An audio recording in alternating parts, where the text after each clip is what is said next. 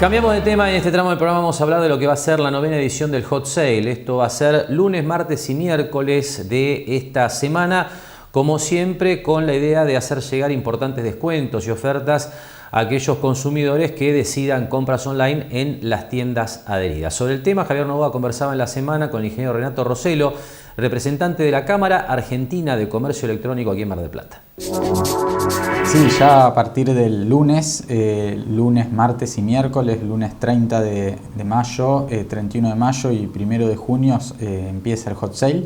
Es la 9ª edición del Hot Sale, que ya se organiza hace 9 años desde la CASE, la Cámara Argentina de Comercio Electrónico. Y realmente el Hot Sale es un evento para fomentar el ecosistema de la venta en línea, ¿no? Y son 3 días de oportunidades de descuentos exclusivamente para compra en línea. Y en esta edición del Hot Sale hay 1.200 empresas participantes, 14.000 ofertas y realmente cada vez son más los rubros que participan, ¿no? Tenemos 12 rubros, 12 categorías distintas que participan, desde turismo, alimentos y bebidas, electro, indumentaria, servicios, emprendedores, bebés y niños, muchísimos rubros y realmente hay mucha expectativa, ¿no? Año a año, edición a edición, va aumentando la cantidad de gente que participa comprando, como también las empresas que se anotan, ¿no? Sí, así es. Año a año siempre ha venido creciendo. Bueno, fue un pico, un crecimiento exponencial en el 2020 a raíz de la pandemia. Y realmente también las empresas que participan, y en proporción son más, el incremento es mayor de las empresas que participan del interior. Nosotros en estas 1.100 empresas que están participando tenemos alrededor de 280 que son del interior, 31 de nuestra región atlántica y un crecimiento en nuestra región del 25% de empresas participantes de un evento a otro, con lo cual claramente son más las empresas que se suman año a año. ¿Cómo es el trabajo que efectúan ustedes para controlar que justamente las ofertas sean ofertas? Bueno, ahí ya desde hace 6 años la CASE tiene un acuerdo con la Facultad de Ciencias Sociales de la UBA y que hace una auditoría que empieza 15 días antes del Hot Sale, monitoreando los sitios web de las empresas que participan en el evento. 15 días antes se entra a los sitios web y de forma aleatoria se relevan los precios. Durante el Hot Sale, o sea durante el lunes, martes y miércoles, se vuelve a ingresar y todo aquel producto que está con la etiqueta de Hot Sale en los sitios de las empresas que participan, se verifica que el precio tachado, digamos el precio original, coincida con el precio que tenía en ese momento del primer relevamiento. Y además que los descuentos sean como mínimo mayores al 10%, que son las condiciones que se le imponen a las empresas para participar en el Hot Sale. Si no cumple con alguna de estas condiciones, directamente se elimina el logo de la marca de la página del Hot Sale por un tiempo determinado y hasta que subsane esa diferencia. Y así comentaba el ingeniero Renato Roselo de la Cámara Argentina de Comercio Electrónico, bueno, los esfuerzos que se vienen haciendo desde la entidad para asegurarse de que las ofertas realmente supongan un beneficio para el consumidor, ¿no? Y que no sean ventas a precios habituales en los comercios y las tiendas que participan de estas 3 jornadas de Hot Sale. Y un aspecto adicional que quería destacar y que también la Cámara Argentina de Comercio Electrónico enfatiza en su página web es la importancia de ingresar a este evento a través de lo que es la página oficial, básicamente con la idea de evitar, prevenir fraudes que han proliferado realmente en los últimos años en las compras digitales. Tenemos un segundo tramo de la charla de Javier Novoa con Renato Roselo. En este segundo tramo, Renato hace referencia, adicional, ¿no?, a lo que ha sido, la evolución de los controles que lleva adelante la Cámara Argentina de Comercio Electrónico en este evento y nos deja algunos comentarios adicionales sobre lo que son las pautas que definen el comportamiento de los consumidores en los últimos tiempos en las compras vía comercio electrónico. Sí, realmente desde la CASE se trabaja mucho y cada año más en formación, en capacitación con las empresas que participan del evento para que realmente estén al tanto de las pautas, de las condiciones y de la importancia de respetarles para que haya una mayor confianza en la compra online y credibilidad, ¿no? De hecho, cada vez son menos los incumplimientos que se detectan, pero los hay. En el Hot Sale pasado del año anterior, 2021, la CACE bajó 53 logos de empresas del evento en los que se notaron diferencias, aumentos de precios que tuvieron que corregirse, y ahí se volvió a poner el logo, ¿no? Con lo cual se trabaja mucho, no solo en el control, pero sino también proactivamente en capacitar a las empresas porque es clave, ¿no? Para que realmente sea un evento que sea conveniente para los compradores y para todo el sector de la oferta, es decir, para los vendedores también. ¿Cómo es el consumidor? ¿Entra con tiempo? ¿Va viendo los precios anteriormente? ¿Entra sobre la hora? ¿Busca algo en particular o entra a ver qué encuentra en oferta? ¿Cómo lo ven al consumidor? El consumidor, tal como lo vemos en el estudio anual de CACE, que releva distintos índices que muestran la madurez del consumidor online, cada vez es más maduro, y eso se ve en el comportamiento del hot sale también, el consumidor online me refiero, ¿no? Y se ve en el comportamiento del hot sale. Hace unos años, a las 0 horas del día que arrancaba el hot sale, había picos tremendos en el sitio oficial del hot sale y en los sitios que es www.hotsale.com.ar, y en los sitios de las distintas empresas participantes, y eran picos muy altos a las 0 horas que duraban 1 o 2 horas, ¿no? Eso se fue, digamos, homogeneizando el tráfico en los sitios y distribuyendo, digamos, de una forma más normal entre los días que dura el evento. ¿Por qué? Porque el consumidor entendió que en realidad no era algo tan compulsivo de tener que entrar a las 0 horas, ver la oferta que había y comprarla, sino que es un trabajo más de saber qué necesito, ir buscándolo, tener una lista de las cosas que necesito, tener los precios de referencia. Eso ayuda también muy bien para detectar realmente cuáles son las mejores ofertas y aprovechar para comprar algo que necesito, que estoy buscando, con una oferta, con un precio descontado y con financiación. Son como las dos ventajas. Entonces el consumidor cada vez más vemos que no hay tanta compra en caliente y una compra mucho más pensada, meditada, que es lo más interesante, lo que más provecho se le puede sacar. Aquel que todavía no ingresó al comercio electrónico, que no ha utilizado estas fechas tan importantes, ¿qué se le puede explicar para brindarle la confianza y demostrarle que verdaderamente es una oportunidad para conseguir ese producto en un precio mejor al normal?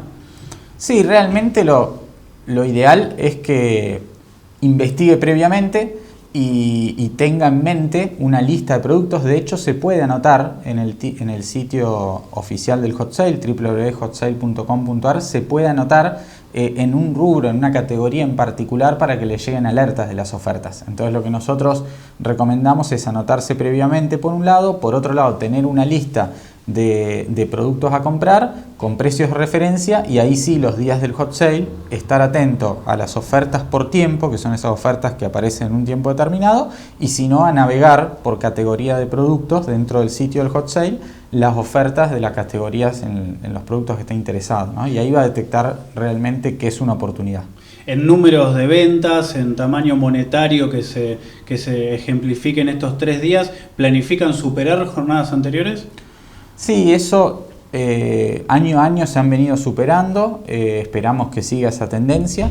La verdad que es muy variable los rubros y los importes dependiendo de distintas coyunturas. Por eso, de hecho, en la época de la pandemia fueron tanto una distribución de rubros como números con un crecimiento exponencial y una distribución de rubros distintas. Siempre era turismo en facturación el que más facturaba, y en época de pandemia fue alimentos y bebidas, con lo cual hubo un cambio muy fuerte.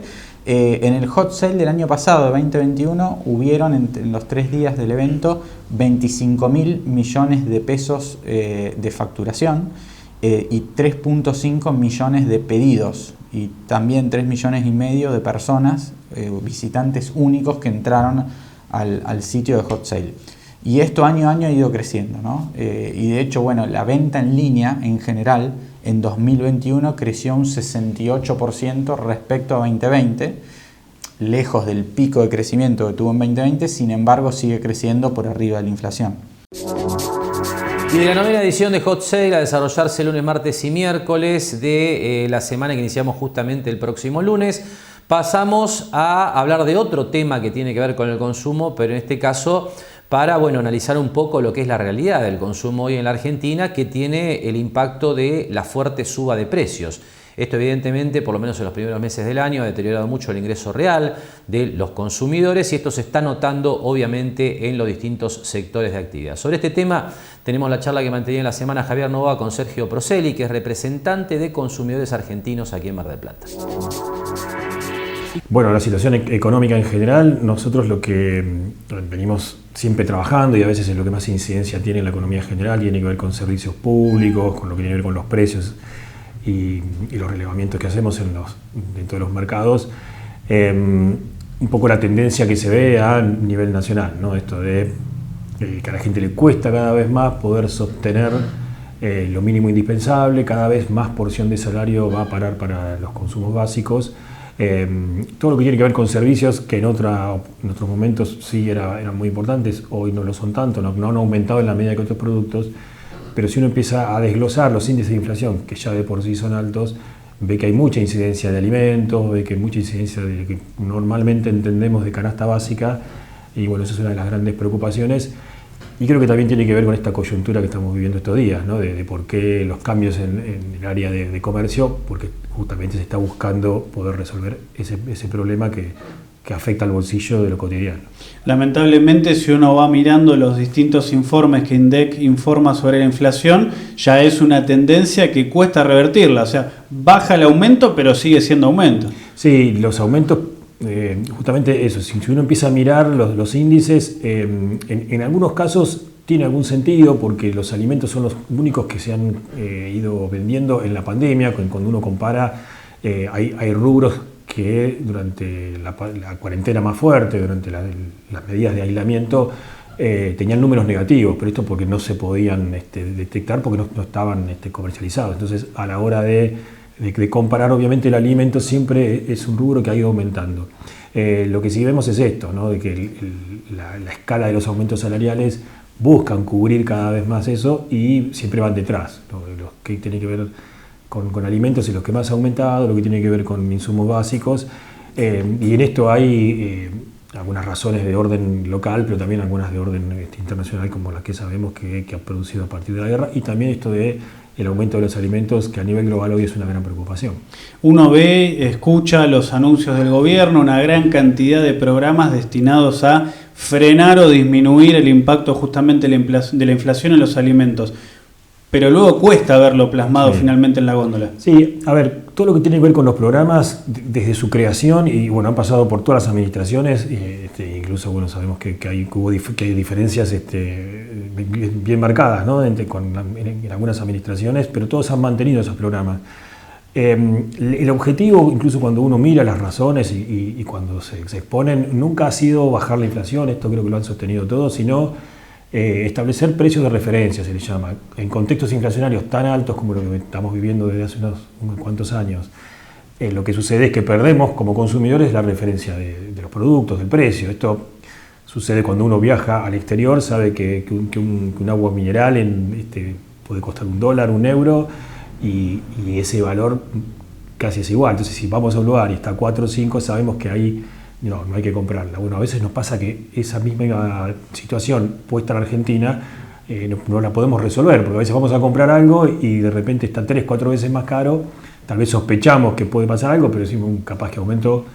Entonces, ante esa incertidumbre, todos los programas, precios cuidados, precios claros, precios máximos que por ahí han aparecido más que nada en la cuarentena, han tenido que ver con esto, saber que esos productos, que son precios medios, no son los más bajos incluso, van a estar por 3 meses por lo general, que es lo que duran, con ese monto. Entonces ningún otro producto puede despegarse mucho, y si se despega tenemos ahí la referencia para saber si hay una especulación real, y en ese caso, bueno, no comprarlo. Terminan siendo los más baratos porque en el transcurso de los 3 meses el resto de los productos aumentan y estos no, pero por lo general se buscan marcas y precios de referencia, un término medio, y esa es la función, ¿no? Precio de referencia.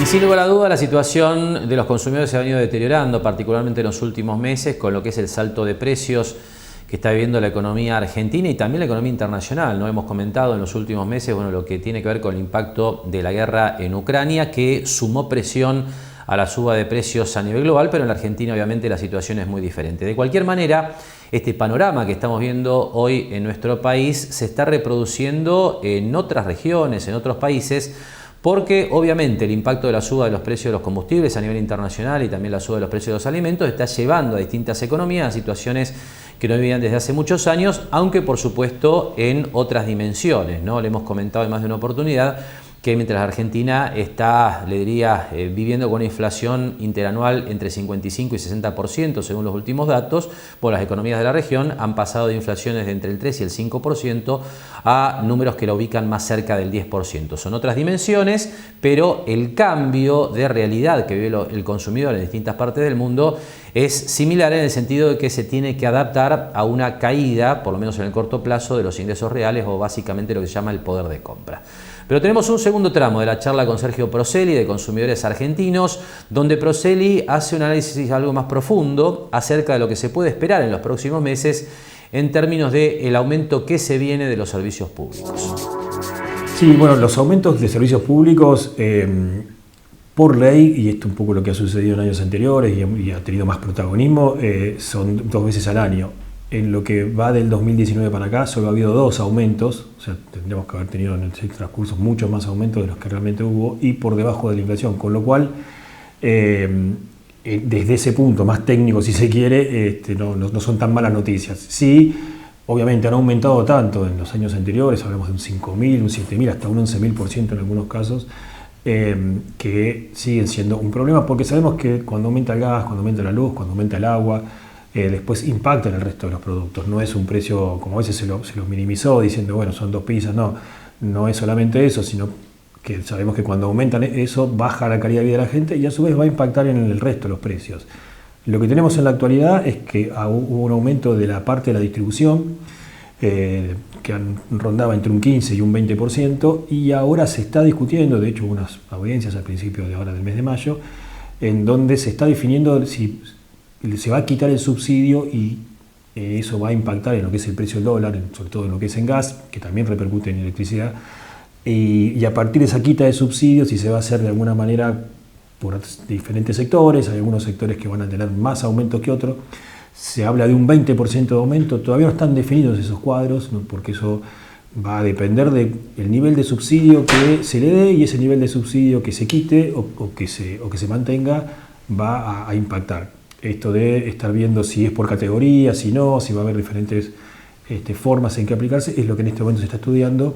Lo que sí que el 1 de junio en ese caso habría un nuevo aumento de gas de esa porción, ¿no? De la porción dolarizada, que es el gas en boca de pozo. Justamente hablando del gas, Mar del Plata, zona fría, ingresó, no ingresó, y si va a impactar finalmente, ¿no? Que es lo que le importa al usuario, si en la boleta se va a notar una diferencia. Sí, bueno, zona fría ya está, es una realidad, lo podemos ver en la boleta. Creo que es el tercer rubro dentro de la boleta, uno ya puede ver que dice fondo y ahí nomás está el descuento. Todavía no lo sentimos porque cuando la aplicación efectiva de zona fría en nuestra factura se hizo, ya teníamos un clima más primaveral, creo que fue ya por septiembre, octubre, que las primeras facturas vinieron, ya no se ve tanto. Eso va a hacer que impacte mucho menos estos aumentos.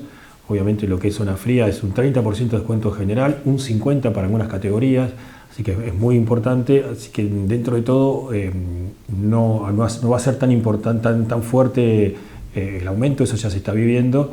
Lo que sí que, bueno, como decimos, ¿no? Estos aumentos que vienen ahora van a un poco a amortiguar ese beneficio porque de alguna manera van a incrementar el monto total de lo que consumamos.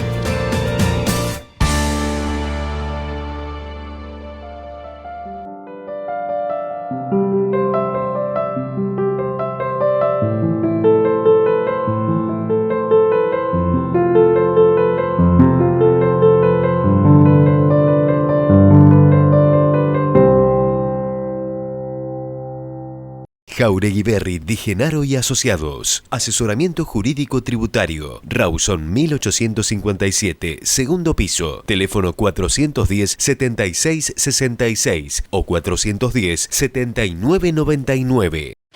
Lo esperamos en Mar del Plata Bursátil para asesorarlo en su mejor alternativa de inversión o financiación para su empresa o negocio. De lunes a viernes, de 10:30 a 17:30 horas en Corrientes 1723, teléfono 561-6000, www.mdpbursátil.com.ar.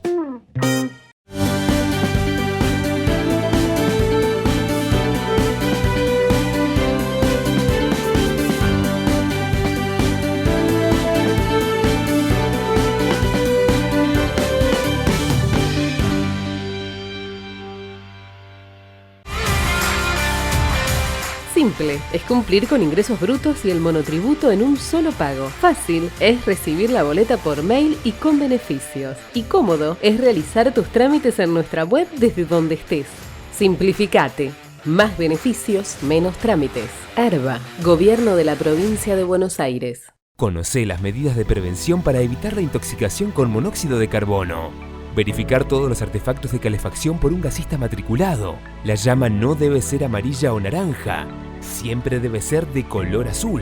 Para más información, mgp.gov.ar/co. Municipalidad de General Pueyrredón.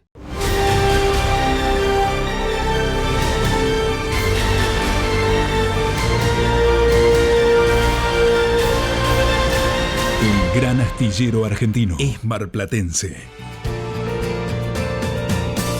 Bien, último tramo de mercados y empresas y tiempo de hacer referencia a la evolución de las bolsas, de los mercados de riesgo. En una semana donde se ha visto una tendencia algo más saludable que lo que habíamos visto en los últimos 2 meses, porque veníamos de 7 semanas consecutivas de baja en los principales mercados bursátiles del mundo, básicamente las bolsas de los Estados Unidos. Pero vamos a ver cómo se movieron los principales mercados, como siempre, con el apoyo de los gráficos. Comenzamos por la tasa del bono de los Estados Unidos a 10 años, que como hemos comentado en las últimas semanas encontró resistencia después de la fuerte suba que ha tenido desde los mínimos de 2020 en este nivel que veníamos marcando ya desde hace varios programas, que ha sido techo de la tasa tanto del año 2018 como en el año 2013. 3 semanas atrás llegó a ese nivel justamente la tasa del bono de 10 años, que es la principal referencia de las tasas de interés internacionales, y a partir de allí empezó a retroceder. Ya vemos un cierre semanal en 2.74 y esto ha permitido en esta semana en particular la recuperación de las acciones en la bolsa americana. Es la primera semana en la que esta baja de tasas es acompañada por una recuperación del mercado estadounidense de acciones en todos sus índices, tanto el Nasdaq como el Standard & Poor's 500, el Dow Jones, incluso el de las pequeñas y medianas empresas, el Russell 2000, bueno, han tenido recuperaciones importantes en la semana que cerramos este viernes. Si vemos qué ocurrió esta semana con el dólar, también tenemos un comportamiento similar, más allá del exceso que mostró el dólar 2 semanas atrás, que había superado esta resistencia en la zona de 103. Aquí les recuerdo que lo que estamos viendo es el DXY, que es un índice que compara al dólar estadounidense contra una canasta de otras 6 monedas de reserva. Bueno, había salido el dólar 2 semanas atrás de este rango que viene marcando el comportamiento de este índice de referencia del dólar desde el año 2016. Acá hay un par de idas y vueltas, ¿no?, en los últimos años. Y después de haber superado ese nivel 2 semanas atrás, volvió a meterse dentro de ese rango, lo que técnicamente es importante porque elude, por lo menos en el cortísimo plazo, la posibilidad de que se siga fortaleciendo el dólar, lo que habitualmente es acompañado por una retracción de los activos de riesgo como acciones básicamente. Así que esto también ha descomprimido al mercado estadounidense de acciones, a los mercados de acciones o a los mercados de riesgo en general, con lo cual estamos cerrando esta semana en particular, como les decía, con una recuperación importante en las bolsas de los Estados Unidos.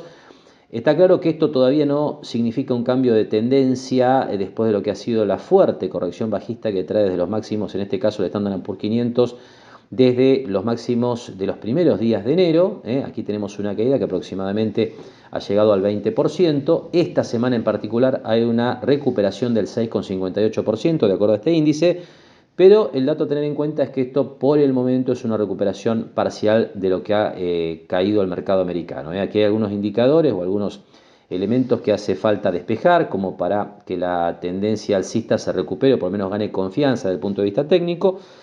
que bueno, en principio tiene cuestiones como esta media, ¿no?, que siempre marcamos, que es la de 40 semanas, que es muy seguida por los analistas técnicos de todo el mundo. Bueno, no solamente las cotizaciones están por debajo de ese nivel, sino que inclusive esta media ya ha inclinado su pendiente a terreno negativo. Así que hay todavía trabajo por hacer para este índice para recuperar la tendencia de fondo alcista que obviamente caracteriza al mercado estadounidense de acciones. Algo similar ocurre con el Nasdaq, que ha venido teniendo un castigo más importante porque marcó un techo ya por el mes de noviembre y llegó a caer más de 30%. Esta semana ya tiene una recuperación del 6,84%, realmente muy importante, pero dentro de las mismas características que mencionamos anteriormente, en el sentido de que si bien la recuperación es fuerte, no hay elementos todavía como para bueno, entender que esto es un cambio de tendencia definitivo después de toda esta retracción que ha traído este índice, que recuerdo está compuesto principalmente por acciones tecnológicas. Si miramos Europa, también hay una recuperación. Esta semana, este dato de la media de 40 semanas con pendiente negativa está presente en prácticamente todos los índices. Esta semana el mercado europeo de acciones 4,68%, esa recuperación marca. Aquí la estamos siguiendo a partir del BGK, que es un índice, un fondo que cotiza en la bolsa de los Estados Unidos. Las acciones latinoamericanas tuvieron otra semana positiva, esto lo venimos destacando en el sentido de que las acciones de América Latina, muy postergadas por supuesto en lo que es la recuperación post pandemia y bueno, en este momento probablemente capitalizando la mejoría de los precios de las materias primas, que es un poco, digamos, el eje central de la generación de producción y riqueza en las economías de nuestro continente, bueno, están teniendo un comportamiento relativamente mejor. Esta semana 6,23 arriba. Las bolsas latinoamericanas, medidas de acuerdo a este fondo ILF que cotiza en los Estados Unidos, están en terreno positivo este año, que ha sido muy negativo para las bolsas americanas, con lo cual la fortaleza relativa en este tramo, en este año en particular, es bastante importante. Y si pasamos a la bolsa argentina finalmente, bueno, también la bolsa argentina acompaña esta recuperación. En este caso tenemos una mejora del 5,98% para el índice Merval medido en dólares de contado con liquidación.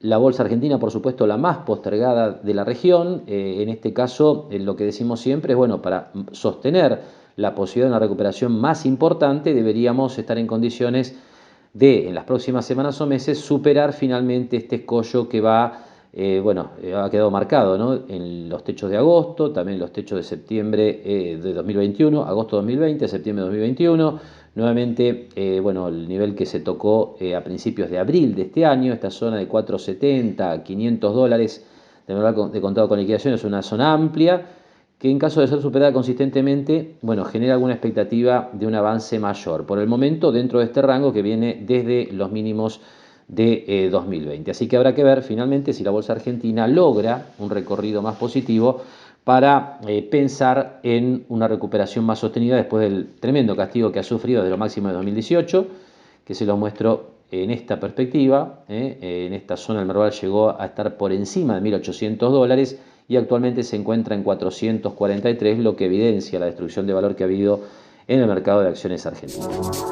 Y de los gráficos, y antes del cierre del programa, vamos a pasar como siempre a ver cómo quedaron algunas variables claves, ¿no?, en lo que es el circuito financiero argentino, básicamente dólar, bonos y reservas internacionales con datos actualizados al cierre del viernes.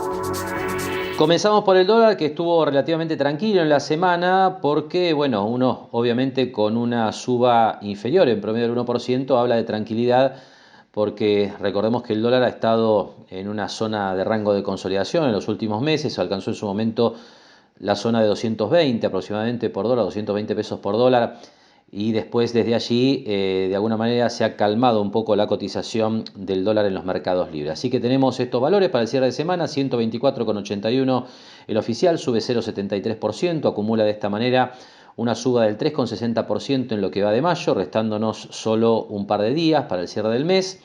El dólar MEP en la bolsa sube 0,97% a 210,66. El contado con liquidación se ajusta a lo que es el valor del dólar MEP.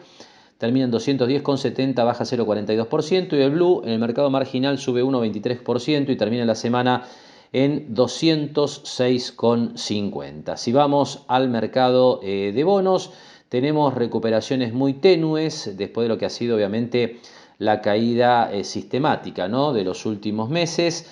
Bueno, esta semana los bonos terminan con subas del 0,54% y 0,42% para los tramos más cortos, 2030 y 2035.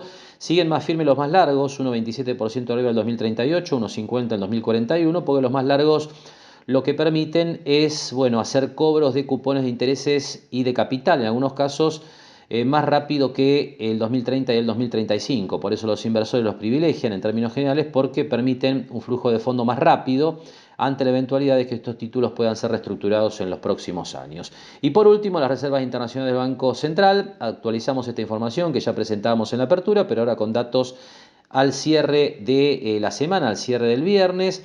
Este viernes ha habido una recuperación de 80 millones de dólares, con lo cual la semana termina positiva en 3 millones de dólares, es decir, prácticamente estable.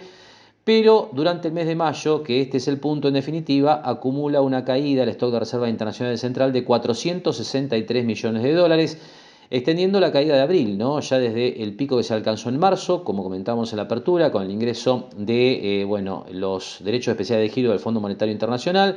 Desde allí tenemos la caída de 1.132 millones en abril y ahora la caída de 463 millones de dólares en lo que va del mes de mayo.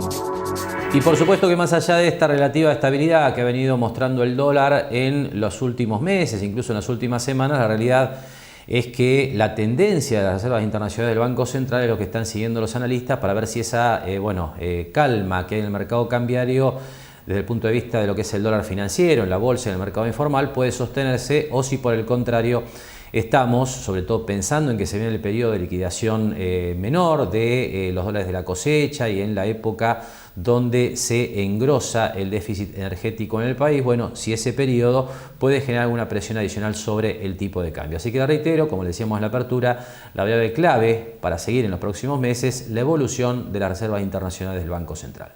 Con este comentario estamos cerrando, le agradecemos que nos haya acompañado una semana más con Mercados y Empresa. Nos despedimos, como hacemos habitualmente, hasta el próximo sábado a la hora 18. Gracias y muy buen fin de semana.